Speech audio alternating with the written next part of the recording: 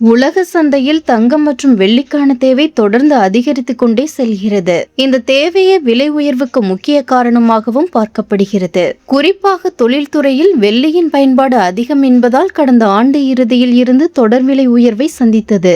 நேற்று தங்கத்தின் விலை ரூபாய் 120 உயர்ந்தது. ஆனால் வெள்ளியின் விலை எந்த ஒரு மாற்றமுமின்றி விற்பனையானது.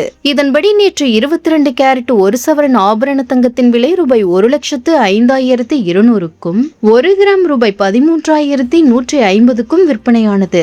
1 கிராம் வெள்ளி ரூபாய் 235க்கும் 1 கிலோ பார் வெள்ளி ரூபாய் 2,35,000க்கும் விற்பனையானது. இந்த நிலையில் இன்றும் தங்கத்தின் விலையானது அதிரடியாக உயர்ந்துள்ளது.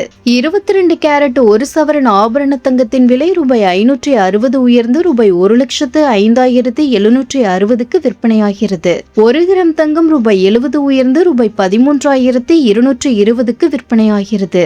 வெள்ளியின் விலையானது 1 கிராம் ரூபாய் 5 அதிகரித்து ரூபாய் 240க்கு விற்பனையாகிறது.